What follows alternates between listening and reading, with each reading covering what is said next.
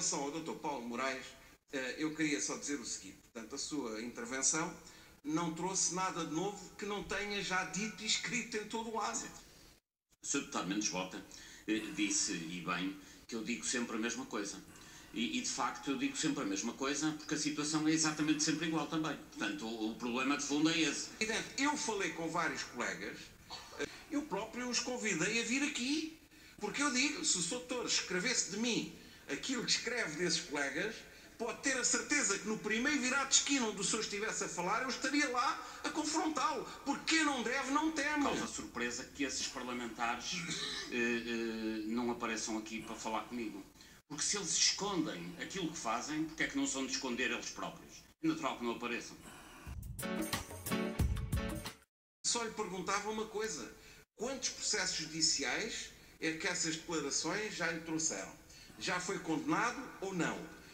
Quantos processos, que processos é que estão neste momento em curso?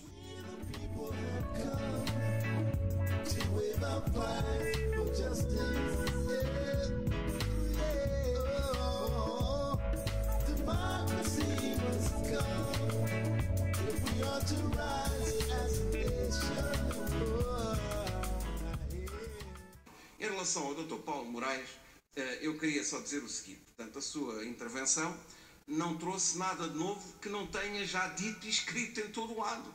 Portanto, aquelas acusações, chamemos-lhe assim, deputados desta casa, portanto, nominando-os mesmo, e com as funções em que acha que há uma incompatibilidade e conflito de interesses, nada houve aqui de novo que eu não tivesse já lido nos seus artigos, e até em entrevistas, e já o disse também em conferências onde eu assisti e outras onde li que o senhor proferiu. O Sr. Deputado Mendes Bota disse, e bem, que eu digo sempre a mesma coisa. E de facto eu digo sempre a mesma coisa porque a situação é exatamente sempre igual também. Portanto, o problema de fundo é esse.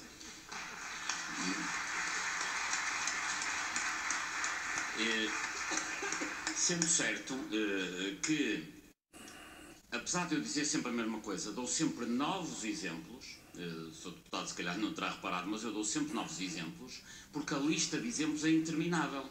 Em cada intervenção que eu faço sobre esta matéria, trago sempre 2 ou 3 nomes novos, naturalmente que há alguns que refiro com mais cuidado e mais frequência, pela importância que eles têm em termos da vida económica ou financeira do país. Porque é evidente que quem está na Comissão Parlamentar Eventual de Acompanhamento do Programa de Assistência Financeira a Portugal, portanto a comissão que acompanha os trabalhos da Troika, evidentemente tem uma muito maior influência na vida de todos nós do que quem está na Comissão Parlamentar que trata dos assuntos de cultura pela sua dimensão económica.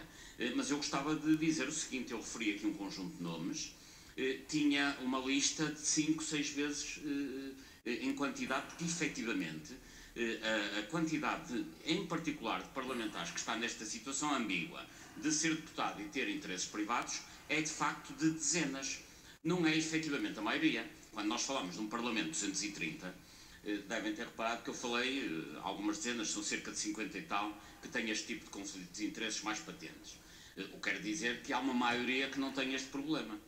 O que é grave, no meu ponto de vista, é que toda essa maioria de deputados deveria tentar resolver este problema. Ou seja, eu acho que todos aqueles que não fazem nada no sentido de mudar este tipo de situação, não sendo culpados, são cúmplices. Eu falei com vários colegas que fazem parte da lista das acusações, portanto que o Sr. Dr. Paulo Moraes mete o dedo na ferida e diz aqui há situações claras de incompatibilidade e de conflito de interesses. Eu próprio os convidei a vir aqui.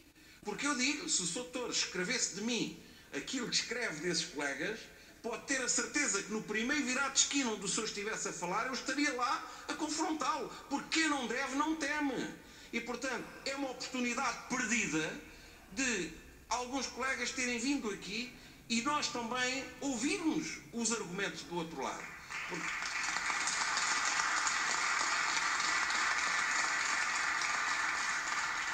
Não me causa surpresa que esses parlamentares não apareçam aqui para falar comigo.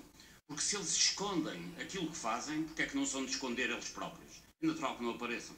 E, de facto, a única exceção é, efetivamente, o deputado Mendes Bota, que, pelo menos, está aqui preocupado com o assunto. E eu não tenho visto, e falo com muitos parlamentares, igual preocupação de parte de mais nenhum deputado, a não ser, de facto, honra lhe seja feita, o deputado Mendes Bota. Porque os outros deputados, muitos deles porque nem sequer têm dimensão política e sabem perfeitamente que se apontarem estes defeitos àqueles que estão mais envolvidos em negócios, provavelmente na próxima legislatura não põem cá os pés, porque não tem peso político, porque há aqui um pequeno problema, é que curiosamente os que fazem mais negócios são os que na hierarquia partidária têm mais poder, e portanto são esses que têm possibilidade de escolher os outros, que das duas uma, ou estão ali para os pagiar e abanar a cabeça a tudo que sim, mas, portanto, também se vão manter, só assim também se percebe, que se vão manter muitas vezes na função parlamentar deputados que não dão qualquer contributo porque bastará apoiarem os que andam a fazer negócios. Isto é realmente dramático, porque depois assistimos a um parlamento em que há uns que sabem o que andam a fazer, que é fazer negócios, e há outros que não sabem o que andam a fazer, andam apenas a apoiar esses que são os que mandam mais. Dizer-lhe que eu tenho, deixem-me dizer-lhes a todos, apresentei aqui alguns nomes, mas teria muitos mais nomes para apresentar, porque de facto é grande a promiscuidade e sobretudo é a promiscuidade ao nível dos maiores negócios. Porque o que é dramático é que aqueles que efetivamente mandam mais nos partidos acabam por mandar mais no próprio Parlamento e nas estruturas, nas direções parlamentares, sendo uma minoria, são aqueles que dominam 90% dos negócios. Ou seja, são uma minoria que domina a maioria dos interesses. Eu só lhe perguntava uma coisa: quantos processos judiciais é que essas declarações já lhe trouxeram? Já foi condenado ou não? Que processos é que estão neste momento em curso? Para responder muito diretamente à questão que me colocou, quem é que me pôs até hoje processos?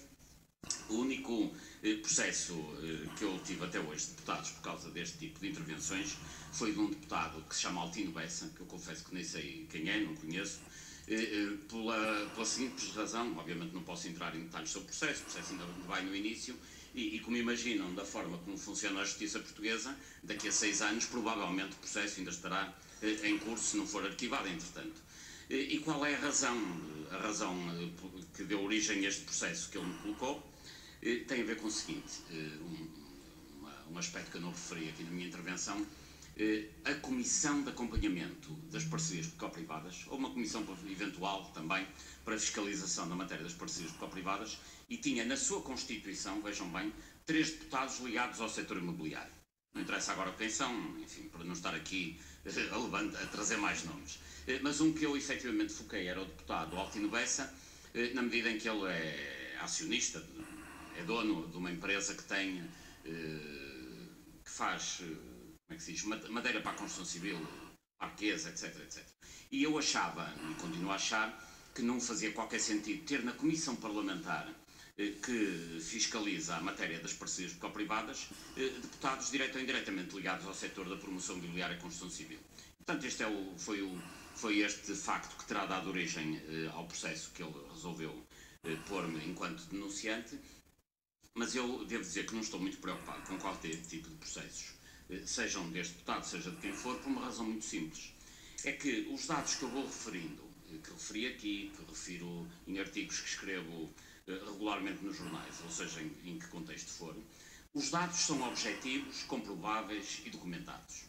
Tudo o resto é o exercício da minha liberdade de expressão, que, como disse na minha intervenção, é o direito que me está constitucionalmente consagrado. Portanto, eu sou livre, tenho o direito e tenho até o dever, neste momento, de exercer a minha opinião. Os dados são comprovados, portanto, enquanto a Constituição me permitir o direito constitucional de exprimir a minha opinião.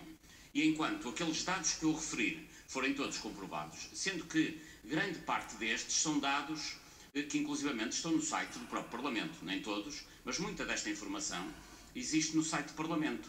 É claro que há outra que efetivamente está escondida. Agora, é por isso que eu não vejo qualquer novidade e não me causa surpresa que esses parlamentares não apareçam aqui para falar comigo. Porque se eles escondem aquilo que fazem, porque é que não são de esconder eles próprios? É natural que não apareçam.